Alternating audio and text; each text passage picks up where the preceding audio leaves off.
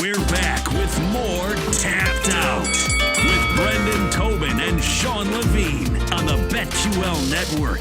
Very excited to talk to our next guest, Miami's own Jorge Gamebred Masvidal. He is going to be boxing Nate Diaz June 1st live on pay-per-view. He's in the middle of a press tour. Now, Miami, he will be there Wednesday, Bayside at Pier 5.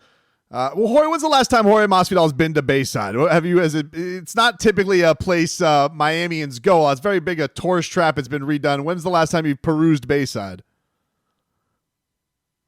Probably when I took my kids out. I think that's the last memory I got. Probably took them out to do like some shopping or eating around there. But I think that's the last time I went there, maybe like 2-3 years ago with the kiddies. You know, as you said, it's not like a place where Miami's a lot usually go to. Because we've been there since we were like little and stuff, you know. So, I mean, it's a cool mall, it's a cool spot, and for the Wayne's gonna be sick with the backdrop and everything. But yeah, I don't go to Bayside too much. They have refurbished it. I've been there for a few. It's so packed, you know. It's just nonstop traffic, man. Yeah, the traffic's crazy, but I will say it's a lot prettier now. Like they redid the whole thing. I've been there before a couple Heat games now, so it should look cool. When I was going, it was looking like not the greatest place. When I was chilling, bro. How has this been, man? How has the tour been for this Nate fight? Have you enjoyed this whole lead up for this fight? You know, the problem with me is that I get like in fight mode, so I just want to train, sleep, recover, train, and so it takes a lot to diffuse and for the dog to get his thing centered. You know, to do Zoom interviews and things like that is cool, but to like travel and actually like put my training secondhand and for an extended period of time. It's not like a day or two, it's for like a whole week. You know, part of me is like, oh, but I understand the game. I'm here to sell pay-per-views. I'm not doing anything else but selling pay-per-views. So I got to get the word out there. I'm fighting and I'm ready to compete and I'm in great shape. And I'm pissed off and I want to hurt somebody now. Somebody's Nate Diaz. So I understand that process very well, man. Do I want to be doing it? Nah, I'd rather be at home, eat some sushi, playing dominoes and shit like that, training, getting ready to go train, shit like that. What it felt like, because your BMF fight with him was so organic. You guys were both at like the heights. Everybody loved you. You guys just wanted to go there square off. It feels like there's a little bit more hostility this time around. Why is that? Why do you feel like you want to pummel him even more this time? Well, one, for starters, he tasted my foot, and I heard people not liking that too much. I didn't taste any of his shots. I dropped him 3 times in the fight. I busted his face up. So I get it. He was sour about that. But then he made comments he probably shouldn't have in my book, calling me a coward, calling me a quitter. Like, oh, man, that shit bothered me because I never said a damn thing about him. Just praise and respect, which I still got a lot of praise and respect from everything he's done in the sport, the way he's carried himself, the type of fighter that he is. I have a lot of respect for him. But when you say those things, it's like, oh, you don't got to do that, especially to call somebody like me a quitter when I've never in my life tapped. I got 50-something fights. I've never tapped. I've had the option to tap. You could imagine how many times I've been in that scenario where somebody was close with a submission. I've never tapped. I've actually I'd rather just go to sleep if I can't get out this bitch rather than tap to another man. So for him to call me a quitter, I was like, man, you stupid because you've actually tapped, motherfucker. So no biggie, we're just settled in the ring. How have you enjoyed just training boxing? Has that been weird for you? I mean, you're a guy who your kicks have always been a big part of the game. We know you have the famous knee. So is it refreshing to train something like this? Is it a little frustrating? How is just training with your hands? The abuse on your body that you take in MMA is like no other sport. There's not comparable. Not football, not any sport that you can think of, except maybe Muay Thai. There's no sport that really like encompasses MMA and the regiment that is involved in MMA to get you up to speed. It's just different, man. It takes a toll on your body. So no diss to the boxing because the boxing is still incredibly tough and it's not really a game or sport. It's life or death in boxing. But the amount of wear and tear on the body is a lot less, So I'm enjoying it, man. I'm enjoying the process. Out of all the martial arts, the one that's always come the most natural to me has always been the hands, where I could always make leaps and bounds of improvements in boxing, whereas in like wrestling, jiu-jitsu, and things like that, it had to take me a long, long time to really master and understand the principles of it. Not just be able to do it, but like understand how it works, So I've always felt that that I could transition well into boxing. And so far, I've transitioned amazing into the boxing for what my coaches expect from me and want out of me right now. What I've been giving them and showing them, they're very happy with the progress. So I would say that I can't say that it's been a great transition because I haven't competed yet, but for everything that's on the task sheet, I've accomplished it. Jorge Masvidal is going to be fighting Nate Diaz live on pay-per-view June 1st. They will have their media tour hitting Bayside Wednesday. 6:30 is the press conference there. If you want to go see Miami's own in person, square off with Nate Diaz before they get it on June 1st. I've been seeing some things perusing around the internet, Jorge. Are you getting the itch again to fight in UFC? Is that a possibility that – because, you seem pretty content with retirement. You were doing your promotion game and all that with Gamebred. How close, or give me the percentage of what the chances are we would see Jorge Masvidal back in the UFC?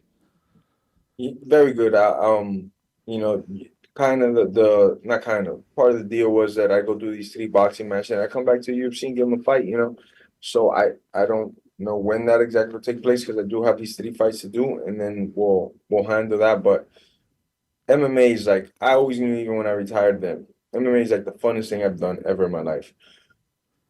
Uncomparable drug, everything, every experience I've had in life, MMA is just different. It's so unique and beautiful. And the preparation, getting ready for it, then the walkout, and then when you're in that cage, I just love everything about the sport, So I knew I had to come back, and more than anything, I had to come back and get a W. I can't leave on an L. It's not me, I'm not leaving on the L.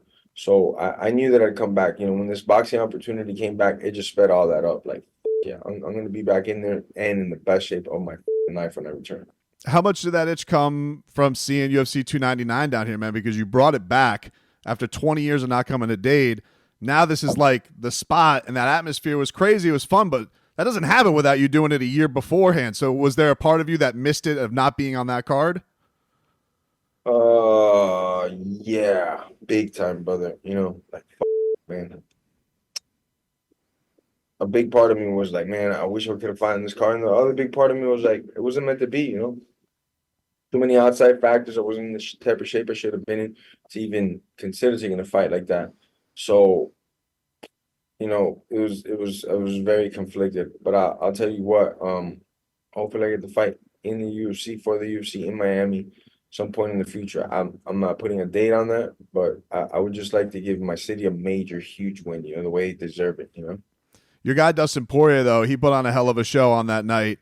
I'm sure you weren't surprised by that performance, but, Dustin doing what he's doing when people were writing him off, that how crazy did you find that he was that big of an underdog? And then for him to go, have a performance like that, just how impressed were you with him? I just knew it. Like, I swear, it's different because I'm like blood, sweat, and tears with these guys, I'm not some fan of the sport that doesn't train with these guys or never met them or seen them. Like, I'm in there with these guys. I watch the preparation. I watch, I assess him as like an athlete, his speed, his power, how he's doing with the young guys that we're bringing up to push him and stuff like that. And I'm just always rooting for these guys, rooting for Kayla, rooting for. We just went 7-0 between Friday and Saturday. That blows my mind. 4-0 at UFC 300. The night before that was at PFL. 8-0. I'm sorry, 8-0. We just went. Had Bo Nickel. We had Arman. We had freaking Kayla. We had Moicano. Like, this is some numbers, man. This is crazy. To go 4-0 at UFC 300 when they're getting faced with the best opposition that they could possibly fight, and for us to come out on top like that, it just speaks of the team and what we got going down there. It's special, man. It's a very small club. It's not the easiest club to get into, but man, do we go to bat for each other, show up to work for each other, to push each other. And it's been like that since I started. And, numerous other guys are carrying that torch now and that tradition, and it's not going to change. It's just going to keep attracting that same type of individual that likes that, that wants to get after it and give it all you got. And if you don't win, it doesn't matter. And you come back on your shield, because we're going for the jugular every time. And we bring those same type of characters out. You look at a lot of the qualities I have, it's the same qualities that Dustin has, that no quit in them at no time. Doesn't matter if we're winning or losing. If everybody in the world wrote me off, doesn't matter, And, I say it with a badge of honor. I'm so proud to be a part of American Top Team every time I get a chance to mention it. What did you think that after Kayla's win, the GOAT, Amanda seemed like she got the itch to maybe square off with her one day. How do you think that would go?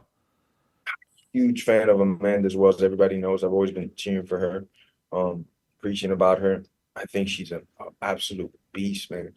One of the best to ever do it. But it's such an interesting contrast because as much as she's a beast on the feet, Kayla is a animal just wearing. She just happens to be a gorilla wearing clothing, But she's another gorilla when it hits the ground, or even once they clinch up. She's got devastating knees, elbows, and she can take just about any takedown in the planet. Shout out also to Holly Holm, because for her to take Kayla like that at her in her stage in her career, it's like she's such a competitor, such a dog. I'm a huge Holly Holm fan as well.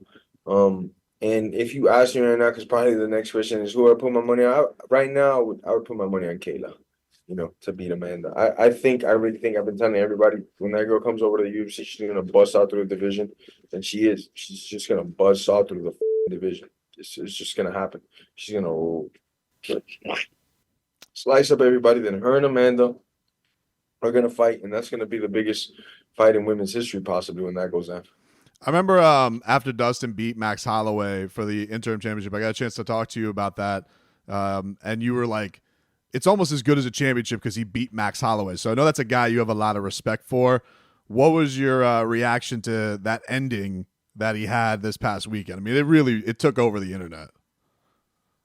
Not just the internet, it's everybody at the arena just sucked their soul out. It just, man, Max is Max, bro. I mean, I got so much praise for that guy. Forget about this fight. Just Max, win or lose on that fight, still one of my favorite fighters of all time. His spirit, his ability to keep getting better with the sport and growing with the sport. And then, my favorite quality of Max, the dog in him, And then he displayed it with 10 seconds to go, up 4-1. Doesn't need to prove or show anybody anything. And he goes, all right, let's gamble it up. Let's go. I'm going to let you get some shots and come on, let's go. Let's find out right here, right now. And he does that. It's just a testament to what a gangster motherfucker is and how blessed he is, because he's truly an icon, a gem for our sport, man. I feel that this is one of the best fighters we have, and he's everybody's favorite fighter, and he's also fighters' favorite fighters. So nothing but respect for Max, man, and to do it like that.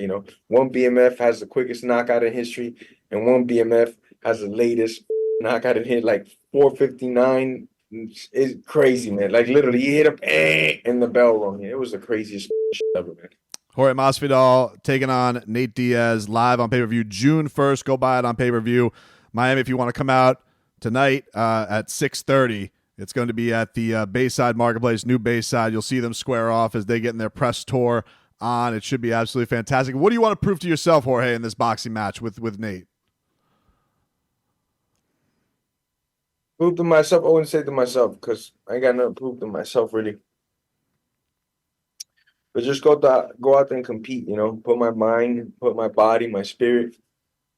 Sorry, man. Long nights, early mornings. I get you. Just up in the right mindset to compete, to do what I've done. And it's a process to get here. It just doesn't happen overnight. Hey, I want to fight, There's a process from the physical side, from my team side, getting me ready, from all the deals that we have to do, all the stuff. It takes a lot, but I love it to be on the stage. I love to compete.